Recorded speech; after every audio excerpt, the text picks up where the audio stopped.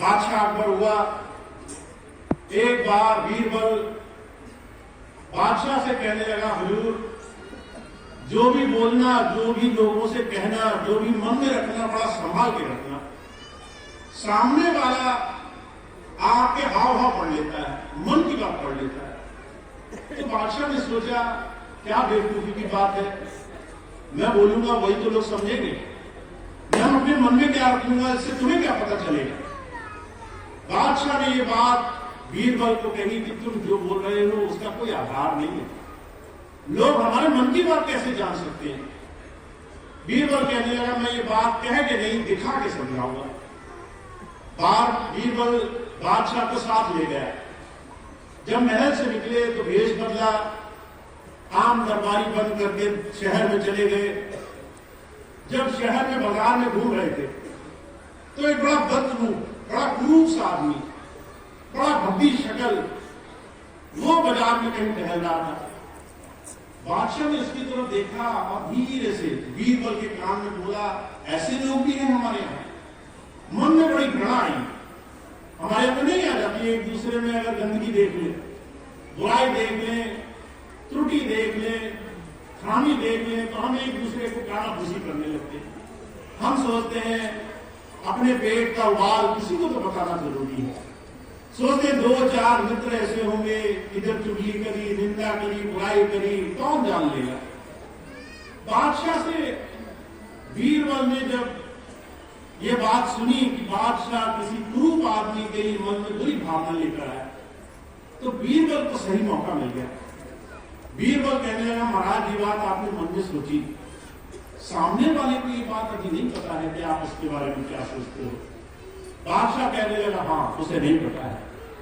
बीरबल धीरे से गया उस आदमी के पास, उस क्रूर आदमी के पास, कहने लगा, ये मेरे साथ जो आदमी चल रहा है, क्या लगता है तुम इसके बारे में।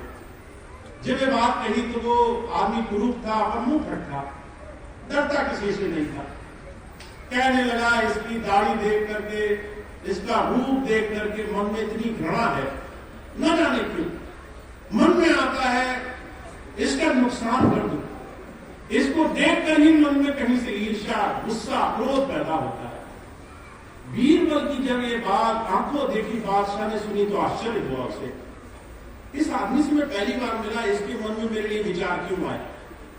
बीरबल कहने लगा, महाराज आपको लगता होगा लोग जबान की बात पकड़ते हैं, आपके अंदर जो भरा है वो आपके स्वभाव से झलकता है, आपकी आंखों से झलकता है, आपके हाव भाव रंग ढंग से झलकता है।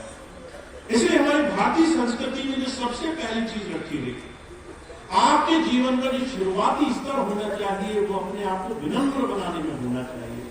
अपने आप को कैसे आप सेवा, सत्कार, कैसे आप अपने जीवन में अच्छाई की भावना रख करके सिखा सकते हो। एक बहुत भिक्षु हुए, उनके जीवन की घटना मैं आपको सुनाता हूं। एक बार एक शिष्य गया उनके पास, कहने लगा, महाराज आप तो बहुत बड़े संत हैं, मैं आपसे दान सीखना चाहता हूं, दान कैसे किया जाए।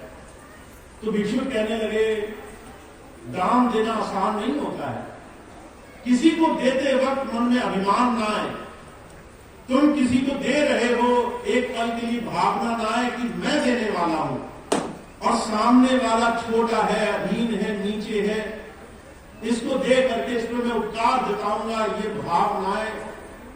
अगर तुम ये बात समझ पाए तो ही दान देना। दान देते वक्त तुम्हारा हाथ नीचे होना चाहिए। आपने देखा है ना, जब आप किसी को कुछ देंगे तो हमेशा हाथ ऊपर करेंगे, सामने वाले का हाथ नीचे रहेगा। ऊपर हाथ रखने का ही मतलब है कि तुम्हारे अंदर अहंकार है। वो कहने लगे, दान देते वक्त हाथ नीचे होना चाहिए।